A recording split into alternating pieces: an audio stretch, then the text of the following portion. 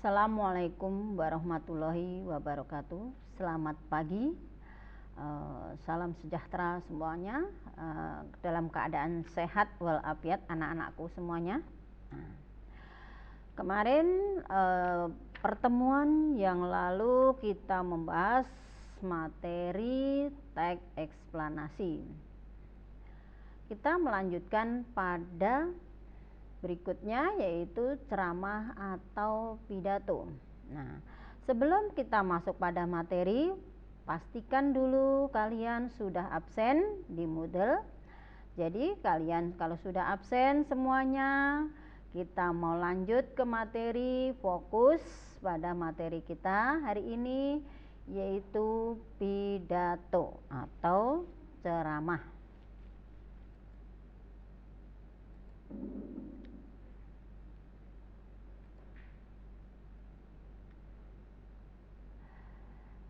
Pengertian pidato atau ceramah itu ada beberapa, yaitu dari Kamus Bahasa Indonesia. Pidato berarti menyampaikan pikiran dalam bentuk kata-kata yang disampaikan kepada orang banyak.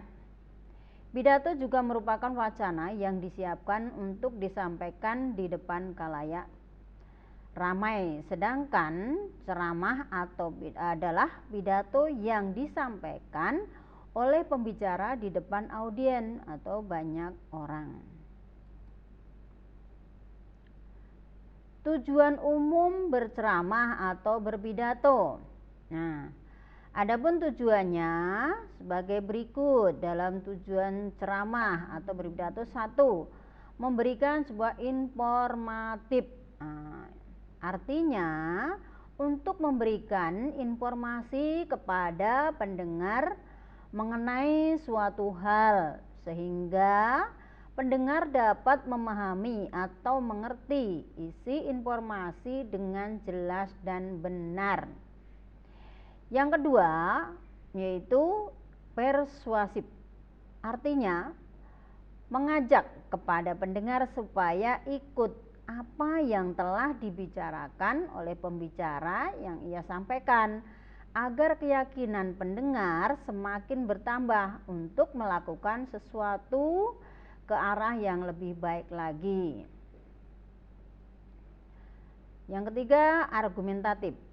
Artinya untuk meyakinkan pendengar mengenai suatu hal dengan adanya argumen-argumen yang disampaikan itu, sehingga dengan argumen yang sudah disampaikan, para pendengar akhirnya percaya. Deskriptif artinya untuk menggambarkan atau melukiskan tentang suatu keadaan. Bisa melukiskan keadaan sedih, bisa melukiskan keadaan ramai. Nah, bisa mendeskripsikan seseorang, bisa lingkungan. Nah, apa saja yang dideskripsikan. Rekreatif artinya menghibur. Nah, dalam berpidato itu memberikan sebuah hiburan, menggembirakan kepada pendengar agar merasa puas. Jadi umpamanya dalam keadaan dilanda bencana, lalu penceramah itu memberikan sebuah pidato, menghibur, jangan berlarut-larut sedih, memberikan hiburan-hiburan supaya pendengarnya tadi merasa senang atau puas. Naratif, untuk menceritakan sesuatu hal kepada pendengar, naratif. Nah, sehingga naratif, apa sih cirinya di dalam naratif tersebut? Nah, naratif berarti di situ ada tokoh, ada alurnya, ada jalan ceritanya. Nah, tokoh, alur, latar. Nah, itu adalah ciri sebuah naratif. Menceritakan apa tuh ya? Itu tujuannya, menceritakan, naratif.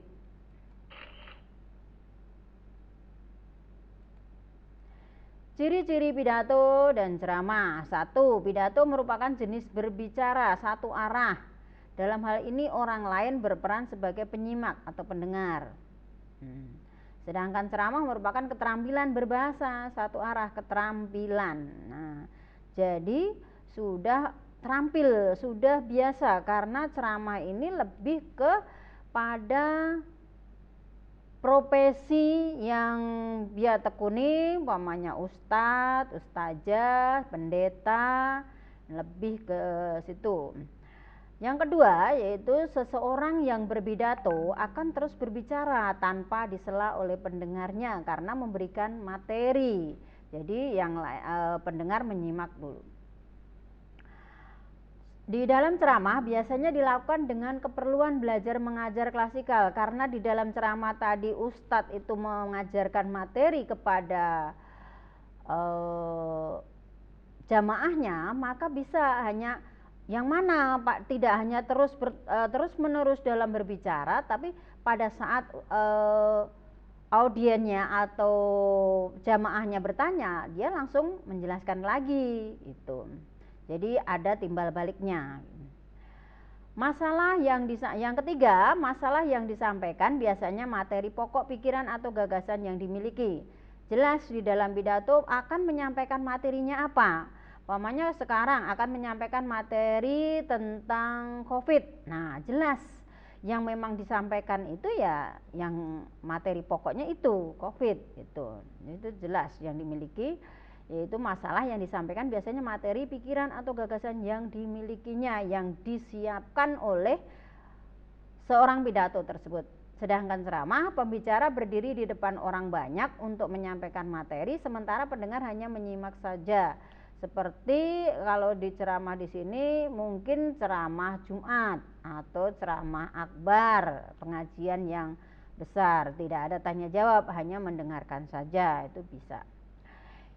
Dalam pidato keempat, biasanya punya ciri, yaitu biasanya pidato dilakukan dalam acara-acara resmi. Contohnya kalau di sekolah ada pidato kepala sekolah pada saat PPDB, pada saat pentas seni, pada saat kelulusan kelas 12. Nah, itu ada pidato-pidato. Selain ada di sekolah, pidato kenegaraan termasuk juga pidato. Ceramah merupakan kegiatan pasif reseptif yang hanya mendengarkan saja di masjid atau di gereja. Yang kelima yaitu penyampaian pidato dapat dilakukan dengan cara bebas, secara langsung boleh, dan ada yang menggunakan teks. Nah, secara langsung jadi penceramah atau yang berpidato orangnya tersebut langsung memberi kepada materi tersebut langsung, tidak perlu dengan membaca naskah karena dia sudah dengan persiapan yang matang, maka tidak perlu melihat naskah, dia langsung berbicara.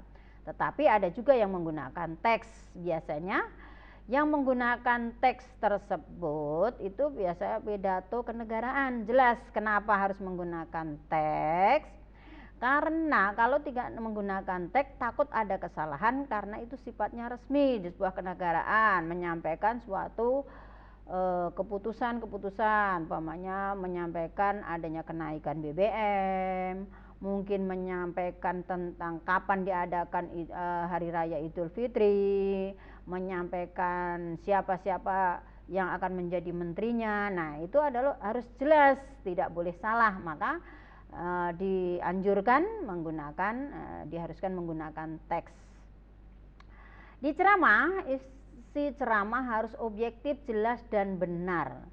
Biasanya ini karena berkaitan dengan kehidupan di ceramah, umpamanya seorang ustadz menjelaskan bagaimana kalau di dalam masjid, nah sekarang dalam keadaan COVID, umpamanya ustadznya memberikan ceramah, boleh sholat di masjid tetapi dengan mengikuti protokoler dengan kesehatan, yaitu dengan cuci tangan, pakai masker, dengan jarak 2 meter. Nah, tadi dijelaskan secara objektif dan jelas, benar. Jadi apa yang diberikan itu pada saat ceramah, materi maupun cara-caranya itu nyata, objektif apa yang dilakukan di masyarakat, umpamanya tentang warisan, nah tentang tata krama, apa saja yang berkaitan dengan masih kehidupan itu bisa masuk pada ceramah juga.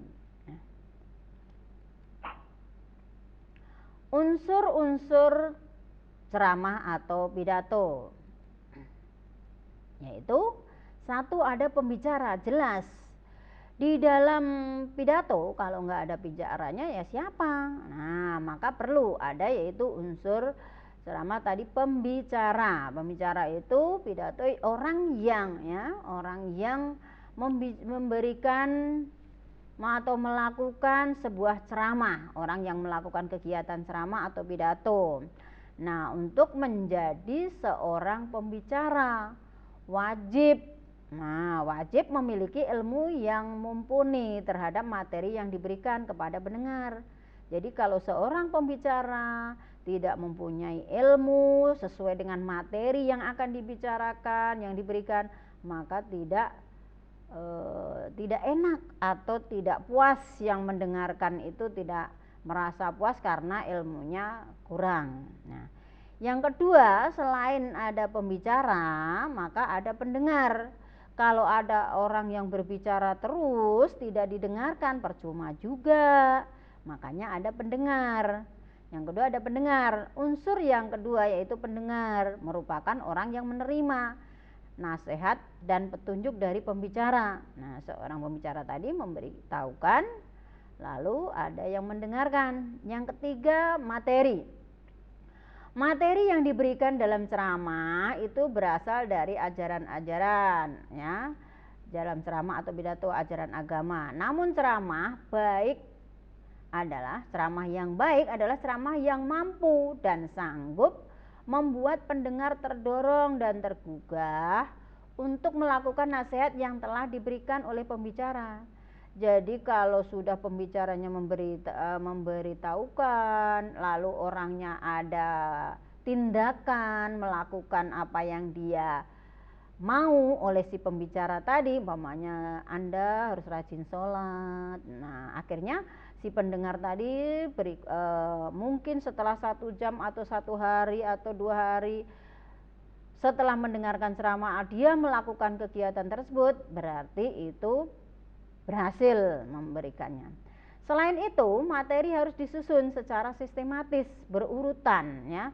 Materi yang disampaikan secara urut agar materi yang disampaikan dapat diterima dengan baik oleh pendengarnya.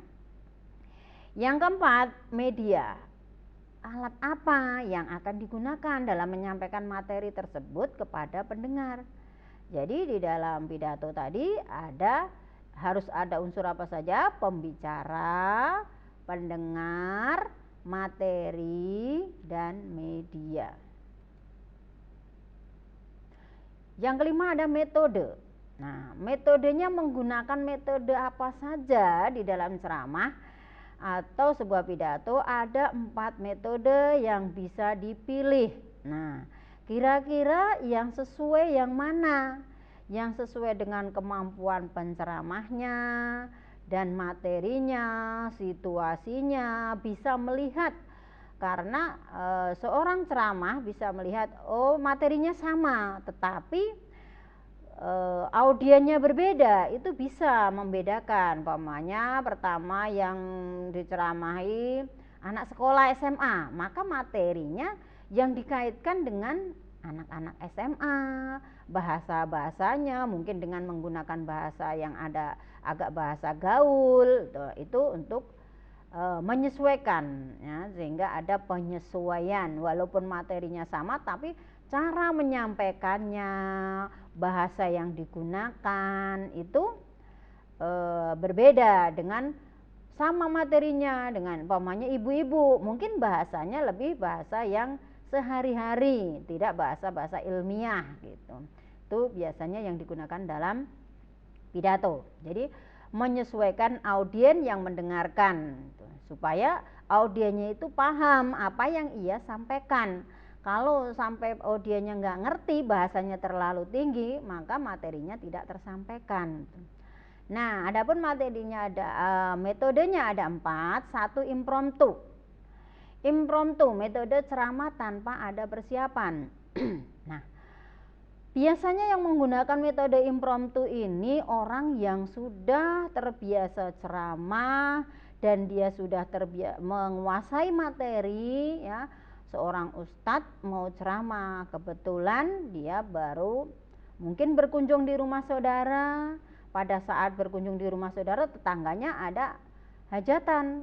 Nah, dia sudah memesan tuh ustadz, tetapi ustadznya berhalangan, tidak bisa. Lalu dengan tiba-tiba diberikan tugas, Bapak maaf, tolong bisa tidak memberikan sebuah ceramah karena di sini ada hajatan pernikahan. Tolong berikan nasihat kepada pengantin. Nah, karena dia sudah terbiasa berceramah, maka dia bisa. Nah, inilah yang disebut menggunakan metode impromptu. Jadi si penceramah tersebut tidak perlu ada persiapan karena dia sudah menguasai ilmunya, dia sudah terbiasa, maka menggunakan metode impromptu. Yang kedua, metode menghafal. Nah, metode menghafal ini metode yang dilakukan dengan cara menghafalkan dulu, baru dia siap berpidato. Biasanya ini dilakukan untuk anak SD, ya umpamanya dia itu kelas 6 sama kelas 5 SD. Biasanya di akhir tahun ada perpisahan, kakak kelas sama adik kelasnya ada saling sambut. Nah, maka dia dibuatkan metodenya, naskahnya ya, dibuatkan naskah ceramahnya, mungkin oleh gurunya atau dia sendiri, dia hafal. Setelah hafal dia baru maju. Nah, itu karena memang masih anak kecil, masih anak-anak, jadi biasanya menggunakan metode menghafal. Jadi ditulis naskahnya, dihafalkan, baru dia siap berpidato. Yang ketiga, metode naskah. Nah, yang tadi dijelaskan yaitu ini biasanya yang digunakan adalah pejabat. Karena metode naskah, metode ceramah dengan menggunakan naskah lengkap itu wajib, yaitu para pejabat memberikan pengumuman nah, yang sifatnya tidak harus ada kesalahan, maka menggunakan metode naskah. Nah, itu menghindari kesalahan yang bersifat memang penting, maka menggunakan metode naskah. Yang keempat yaitu metode ekstemporan. Nah, metode keempat ini, metode ekstemporan, ini banyak, yang paling banyak digunakan. Kenapa? Karena seseorang tidak semuanya ahli dalam berpidato.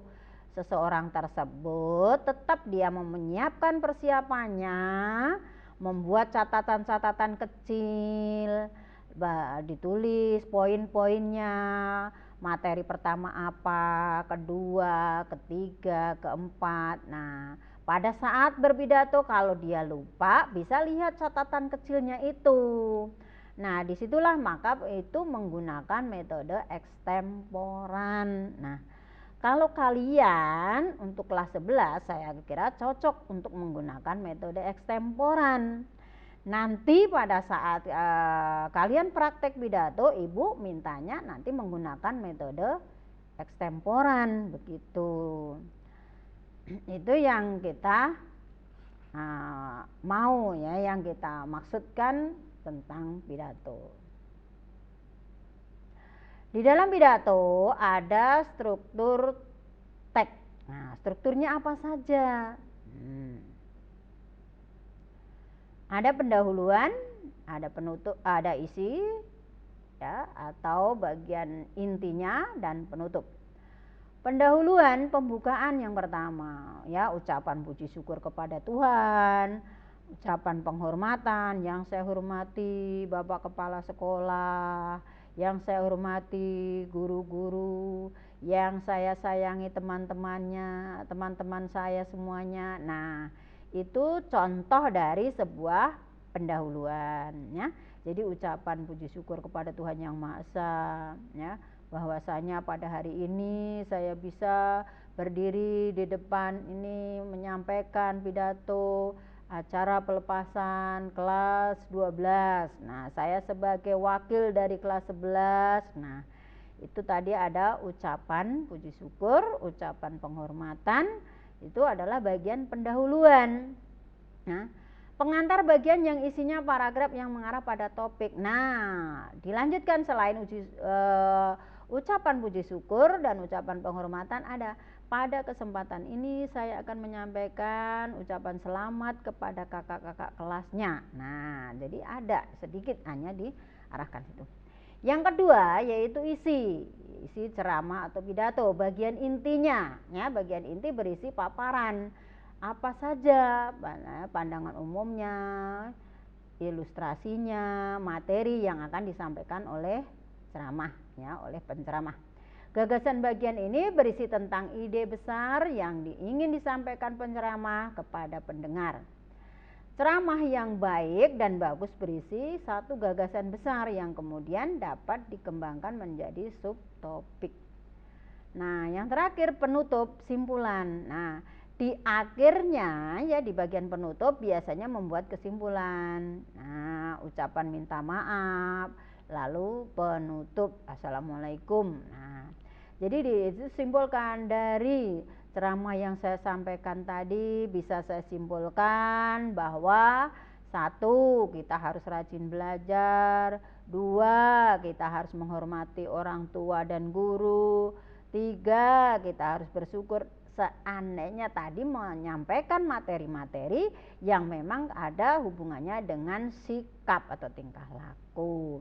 Jadi ada simpulannya, ada permintaan maaf. Nah, saya mengucapkan permintaan maaf, saya minta maaf jika dalam perkataan, tutur kata saya dalam menyampaikan materi pidato tadi ada kesalahan, saya mohon maaf. Yang benar itu datangnya dari Allah, yang salah itu datangnya dari saya. Nah, itu salah satu contoh ucapan permintaan maaf. Setelah itu, selanjutnya itu salam penutup. Assalamualaikum warahmatullahi wabarakatuh. Nah, berarti itu sudah sampai pada penutupan. Ada pendahuluan, isi, dan penutup. Itu dari struktur dalam sebuah pidato. Nah, anak-anakku semuanya, kalian sudah paham pada contoh atau struktur dalam berpidato. Hari ini materi kita yaitu tentang pidato. Nah, tadi sudah Ibu jelaskan, ya. Jadi dari unsur-unsur pidato apa saja sampai strukturnya. Nah, itu dalam kesempatan ini. Nah, kalian bisa melihat di buku cetak ada contoh naskah pidato, tinggal dibaca, dilihat mana yang bagian pendahuluan, mana yang bagian isi, mana yang bagian penutup. Nah, itu kalian bisa lihat.